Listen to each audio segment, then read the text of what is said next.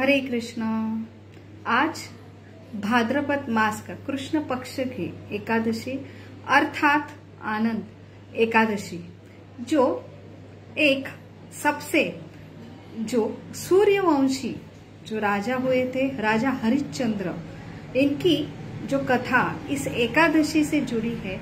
इसलिए जो ब्रह्म वैवस्व पुराण में ये विशेष एकादशी की महिमा, जो युधिष्ठिर महाराज और कृष्ण के बीच में जो कथन आता है ब्रह्म वैवस्व पुराण में, जहाँ पे युधिष्ठिर महाराज जो वासुदेव कृष्ण से पूछते हैं कि हे भगवान, जो भाद्रपद मास के कृष्ण पक्ष की जो आने वाली एकादशी है, जो इसका क्या महात्म्य है।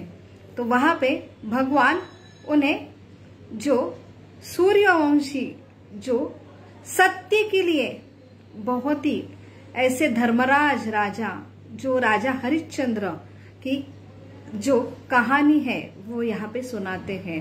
तो आइए आज के विशेष एकादशी के उपलक्ष्य पर राजा हरिश्चंद्र की जो कथा है और ये इससे हमें आज के जीवन में क्या सीख मिलती है, और सही में जो सत्यता इसकी परिभाषा क्या है, वो भी हम आज के एकादशी के उपलक्ष्य में यहाँ जानने की कोशिश करेंगे। सर्वप्रथम हम गुरु से और भगवान से अनुमति लेंगे, उनके आशीर्वाद प्राप्त करने के लिए उनसे जो है याचना करेंगे। ओम अज्ञानतिमिरान्धस्य ज्ञानांजन शलाकया चक्षुरुन्मीलितं येन तस्मै श्री गुरवे नमः।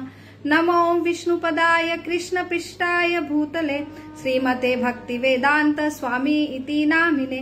नमस्ते सरस्वती देवे गौरवाणी प्रचारिणे निर्विशेष शून्यवादी पाश्चात्य देश तारिणे। वाञ्छाकल्पतरुभ्यश्च कृपा सिन्धुभ एव च पतितानां पावनेभ्यो वैष्णवेभ्यो नमो नमः। जय श्री कृष्ण चैतन्य प्रभो नित्यानंद, श्री अद्वैत गदाधर शिवासादि गौर भक्तवृंद।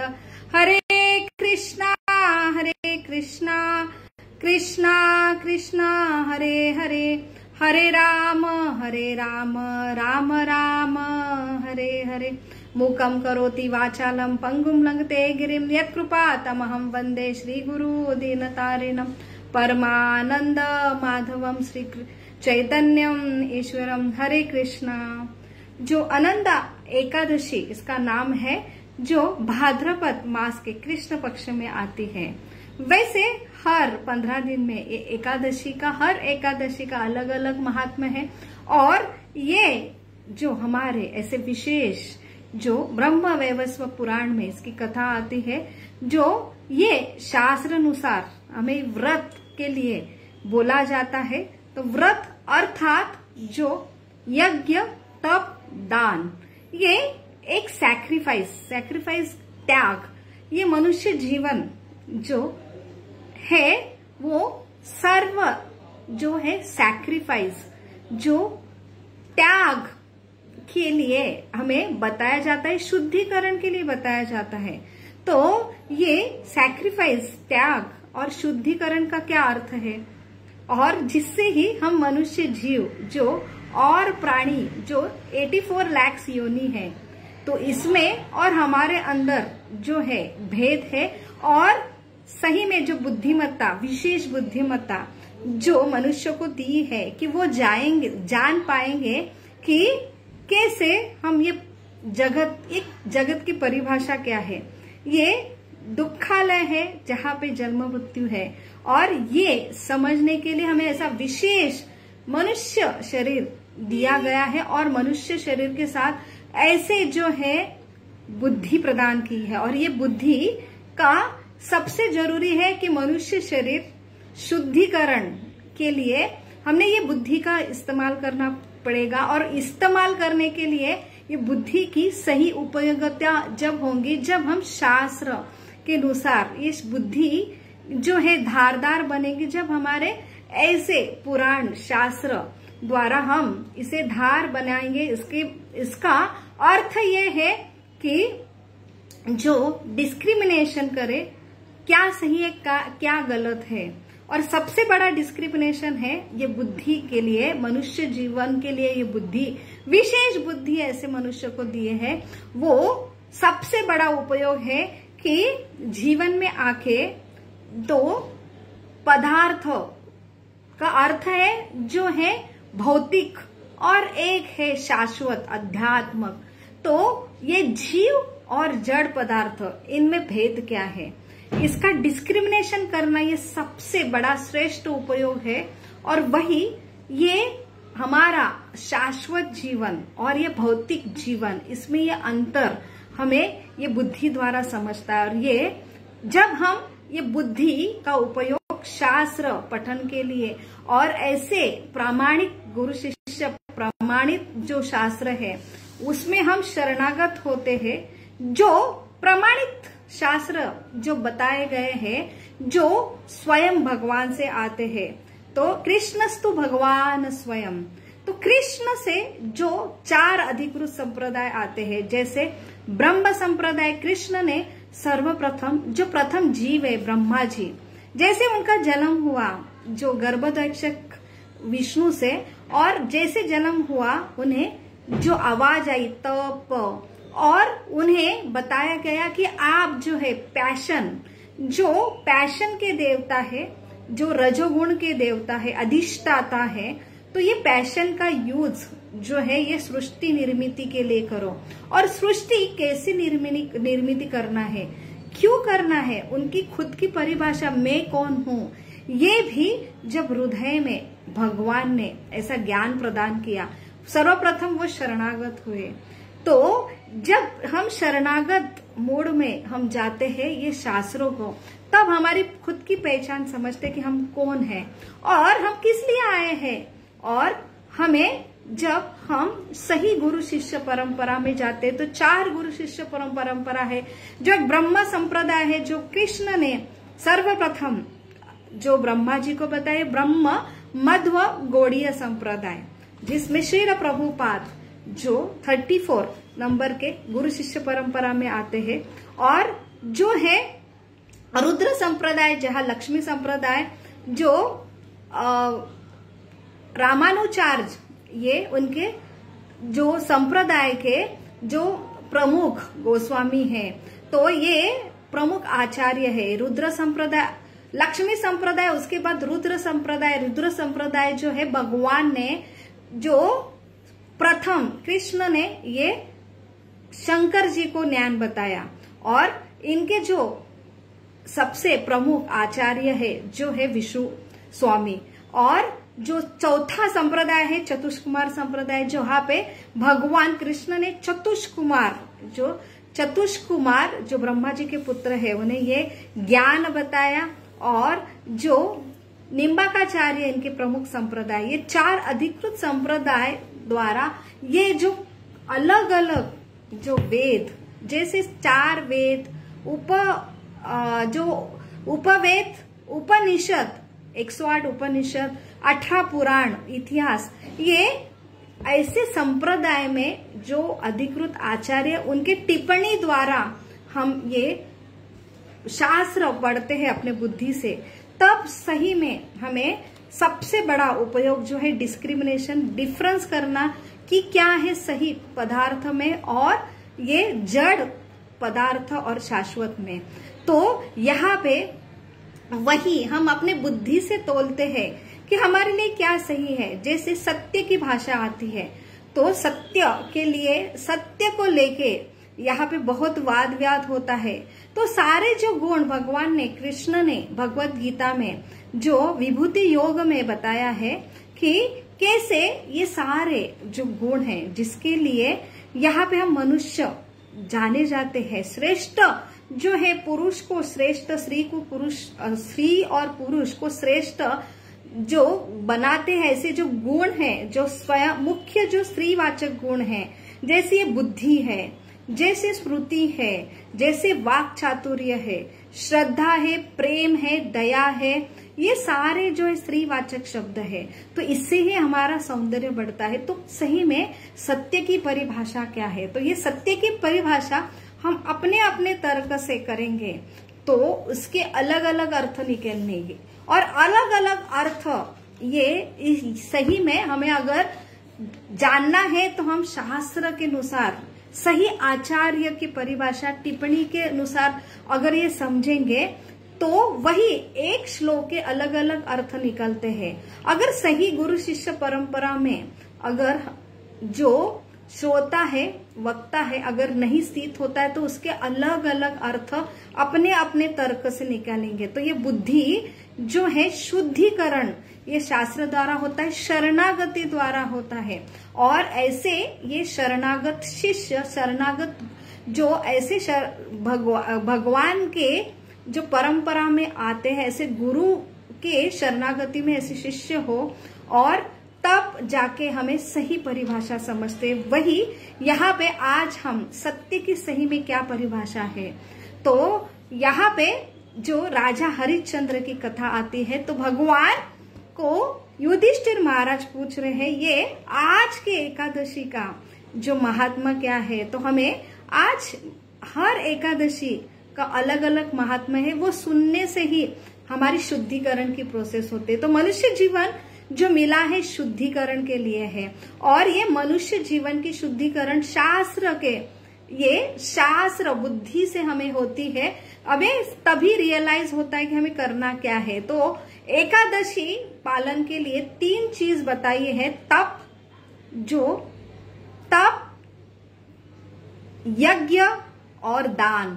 तो ये तीनों भी चीज मनुष्य को शुद्ध बनाते हैं। तो यहाँ पे शुद्ध का अर्थ है कि हम सैक्रिफाइस करते हैं। सैक्रिफाइस का अर्थ है त्याग, त्याग का अर्थ है कि हम तपाते हैं अपने शरीर को। तो ये प्रोसेस ऐसी कभी कभी जो शास्त्र को नहीं जानते, शास्त्र हमारी माता है, तो एक माता अपने पुत्रों को जो अच्छे संस्कार के लिए बाह्य क्रिया से हमें दिखता है कि तपा रही है। ऐसे कैसे माता है जो अपने पुत्र को जो परिश्रम करवा रहे। तो बाह्य अगर हम सिर्फ एक ही दृष्टि से देखेंगे, लेकिन जो अंतर्भाव है एक माता का कि ये जो तपस्या है जो पुत्र को ये माता देती है, शास्त्र देते हैं, तो इसका अर्थ है कि माता कभी गलत नहीं हो सकती। उसके पीछे जो उद्देश्य ये जानना बहुत ही जरूरी है।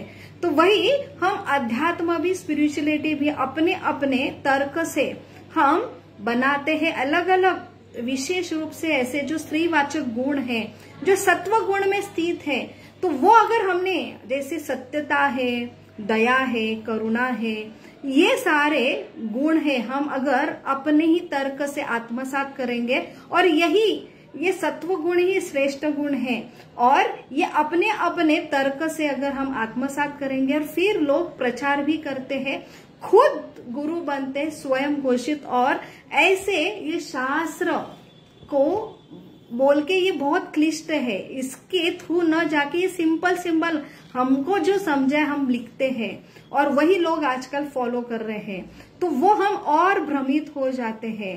तो सत्व गुण जो गुण है, उससे भी ये गुण का उपयोग जो है शास्त्र द्वारा अगर हम करते हैं, तभी ये गुण की सही परिभाषा होती है।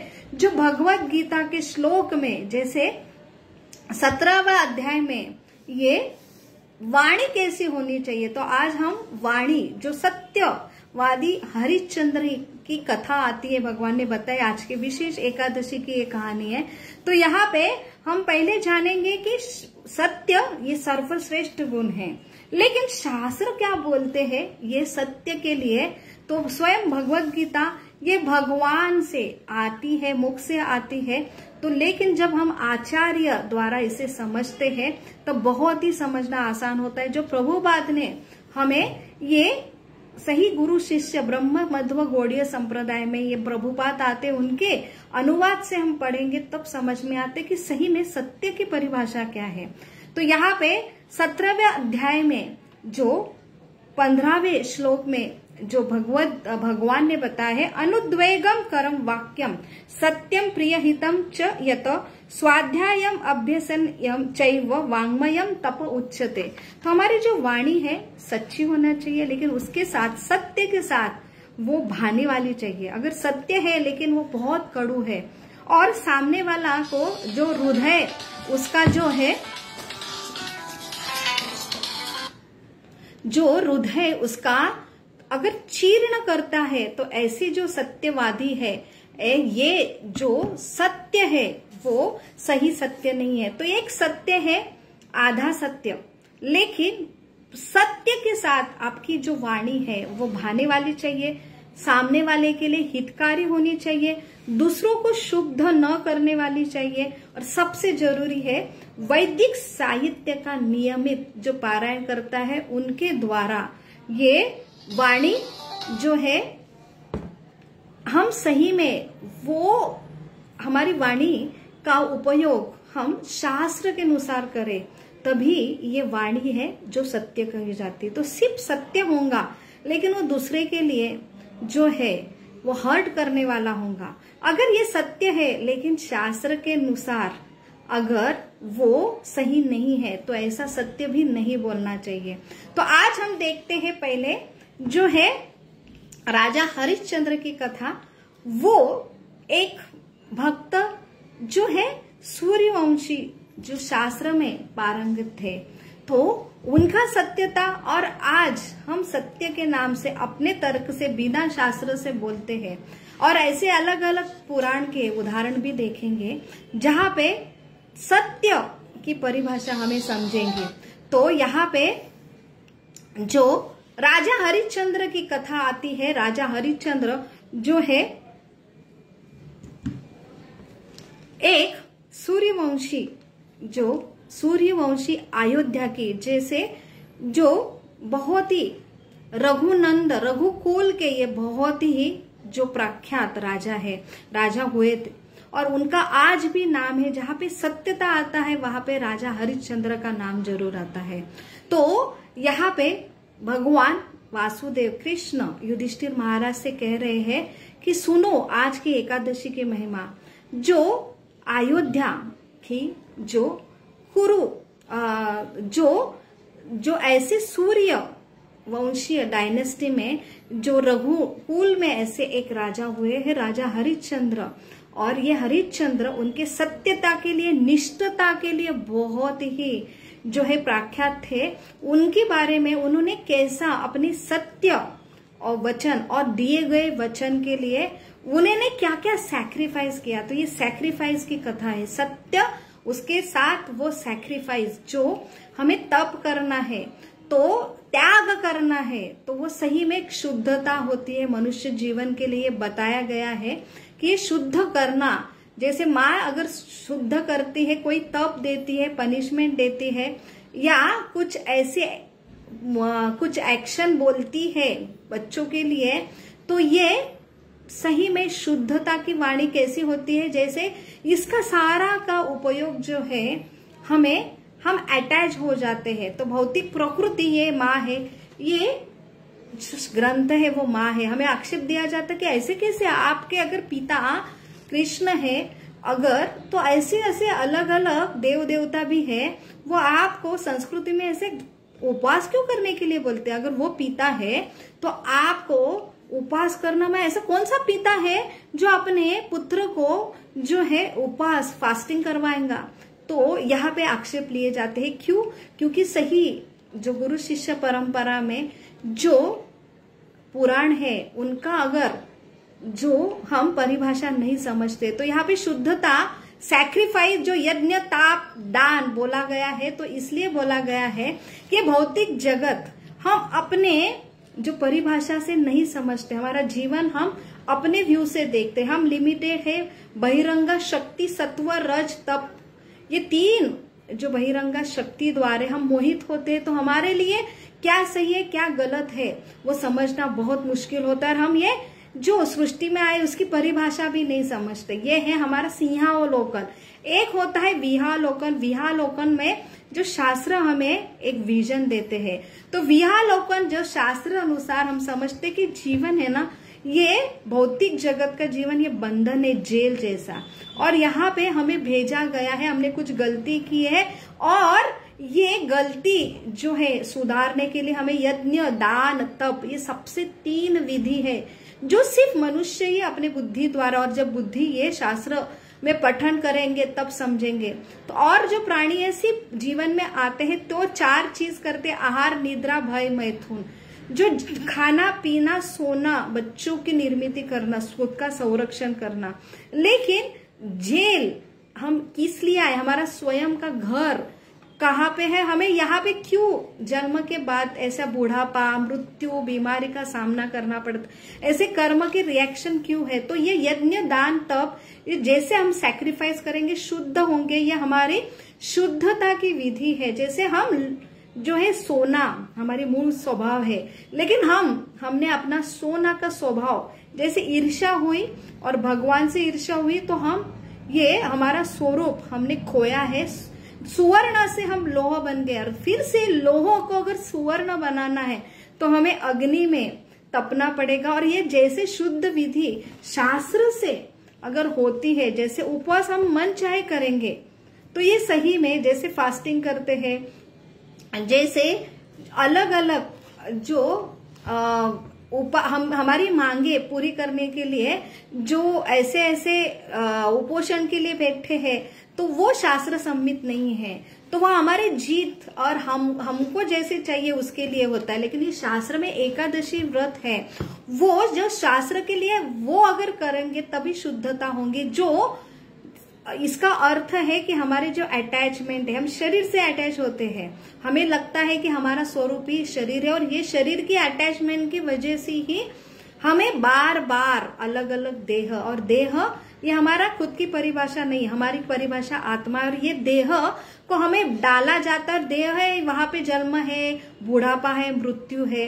तो ये हम समझ भी नहीं पाते, पूरा जीवन होता है कि हम अटके हुए हैं, हमें ये शुद्धता के लिए भेजे हैं। तो ये ट्रांसडेंटल यज्ञ दान तप, ये शास्त्र के लिखित अगर गुरु शिष्य परंपरा में हम ये फॉलो करते, जैसे एकादशी का व्रत, और वो भी सिर्फ शुद्धता के लिए, कि ऐसा नहीं कि मुझे ये चाहिए वो चाहिए।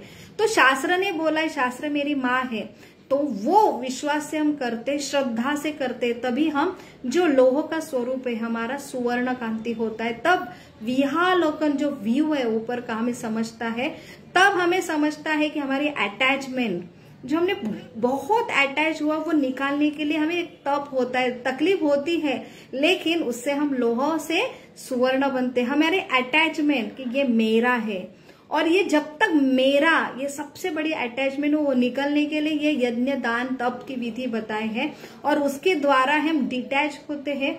हमें तब बहिरंगा शक्ति से हम मुक्त होके हमें समझ में आता है। ऐसे शास्त्र के वाणी से, बुद्धि से जब शुद्ध होते तभी शास्त्र समझ में आता है, तभी हमारा खुद का ओरिजिनल स्वरूप और हमारा और भगवान का संबंध हमें समझेगा। तो ये जो विधि है उसके लिए है। तो आते हैं जो राजा हरिश्चंद्र, जो उन्होंने भी त्याग किया है सत्य के लिए। तो राजा हरिश्चंद्र ये सत्य के लिए इतने प्रख्यात थे कि उनकी जो ख्याति है स्वर्ग तक पहुंच गई थी, और उनकी ये ख्याति के लिए, उनको टेस्ट करने के लिए विश्वामित्र जी ने एक योजना की। विश्वामित्र जो उन्होंने एक दिन, राजा हरिश्चंद्र ने ऐसा स्वप्न में देखा कि एक ब्राह्मण मेरे जो महल में आया है और उन्होंने मुझे पूरा उनका राज्य मांगा। तो राजा हरिश्चंद्र ने पूरा उनको अपना राज्य जो है दे दिया ब्राह्मण को दान के रूप में। और स्वप्न नष्ट हुआ, सवेरे हुआ, राजा भी भूल गए स्वप्न था। लेकिन उसी दिन सवेरे दरबार में जो है विश्वामित्र वहां पे उपस्थित हुए और उन्होंने याद दिलाया, हे राजा हरिश्चंद्र, आप तो बहुत ही जो है विख्यात है अपने जो वचन के लिए और आपके सत्य के लिए। तो आपने रात में जो मुझे वचन दिया था तो वो ब्राह्मण में था, और आपने मुझे वचन दिया था कि ये राज्य आज से आपका है। तो आपने ये राज्य मुझे दान दिया था और आप तो सिंहासन पे बैठे हैं।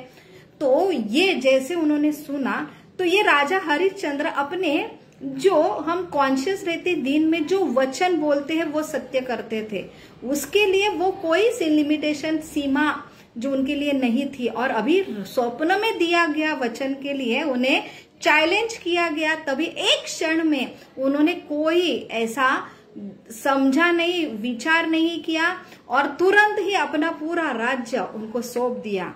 लेकिन तभी विश्वामित्र ने बोला, मैं ब्राह्मण हूं, मुझे आपने जो प्रॉमिस किया वो दे रहे, लेकिन अभी मुझे दक्षिणा भी चाहिए, अभी मुझे 500 मोहरे भी दक्षिणा के रूप में चाहिए। तब राजा हरिश्चंद्र ने अपने जो खजिनदार है उनको आवाज दी, मंत्री को बुलाया और उनको बोला कि आपकी इनकी 500 मोहरे ये दक्षिणा उनको दे दिया जाए। तभी विश्वामित्र ने उन्हें याद दिलाया कि अभी तो आप ये राज्य नहीं है, आपका ये सब कुछ ये मेरा हो गया है, अभी आपको ये मेरा दक्षिणा भी देनी है। तो यहाँ पे उनके पास अभी कोई भी कुछ भी नहीं था, तो उसने पूरा के पूरा पहले ही दान के रूप में विश्वामित्र को दिया था, लेकिन अभी उनको ये भी जो मांगा गया वो भी पूरा करना था। तब उन्होंने खुद को ऐसे चांडाल, जो कुत्ते का मांस खाते हैं, ऐसे चांडाल के उन्होंने खुद को बेच दिया और खुद की वो दास बन गए हैं। और वो दास जो बिक गए थे, उनकी जो प्राइस थी वो 500 मोहरे थे और वो विश्वामित्र को दे दिया। अभी राजा के पास कुछ भी नहीं था और खुद भी ऐसे जो मांस खाने वाला, वो भी एक स्मशान में काम करने वाला ऐसा चांडाल को उन्होंने एक दास के रूप में उनके पास सौंप दिया। उनकी पत्नी जो सत्यवती है, उनका पुत्र है, वो भी उनसे बिछड़ गया। इतनी विकट परिस्थिति में वो अपने जो सत्य के लिए कोच नहीं रहे थे और किसको भी दोष नहीं दे रहे थे, बड़े नम्रता से ही वो जो चांडाल है उसका एक जो सबसे ऐसे जो काम है, जो प्रेत स्मशान में प्रेत आते थे उनका वस्त्र बदलने का काम करते थे। तो यहाँ पे वो अपना जो सत्य और उनका जो प्रॉमिस था वो उन्होंने बड़ी खूबता से और बहुत ही ऐसा वो खुद को भी जैसे हम खुद को कोसते हैं कि मैंने क्या किया, तो कभी उन्होंने वो सोचा नहीं है और वहां पे बड़ी नम्रता से अपनी स्वामी की सेवा में रत है।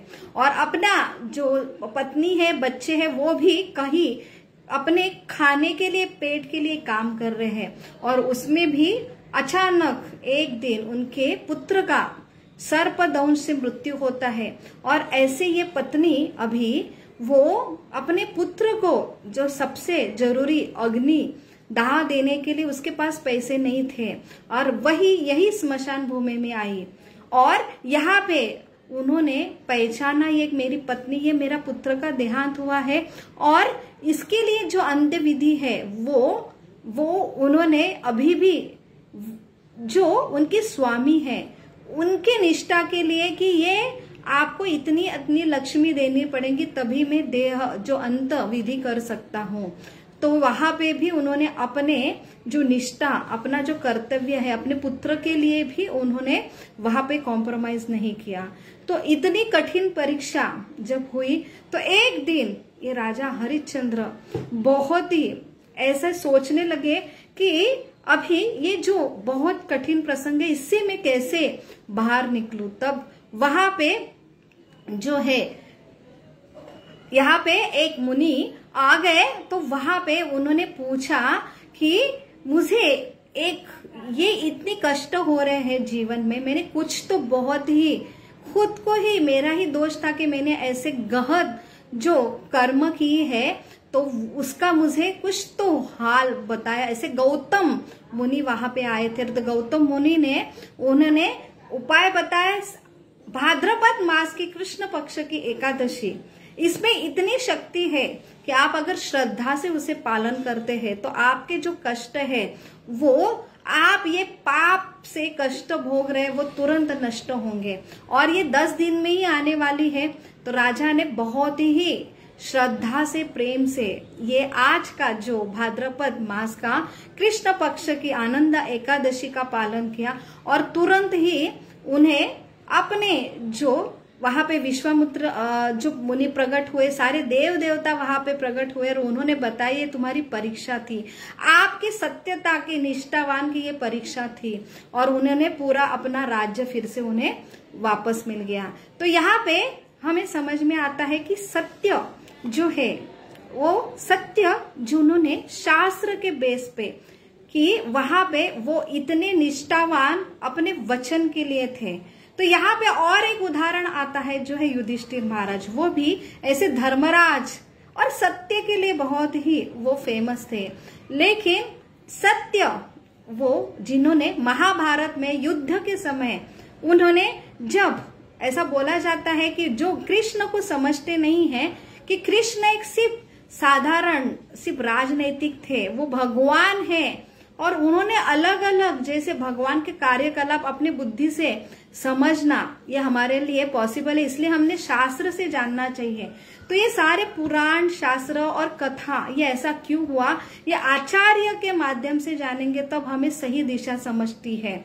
नहीं तो हम उद्देश्य, सब शास्त्रों का उद्देश्य है कि कृष्ण के प्रति शरणागत, कि कृष्ण पिता है, उनके कार्यकलाप हम सिर्फ सिंहावलोकन हमारे तर्क से देखेंगे, लेकिन विहावलोकन से ऐसा क्यों हुआ।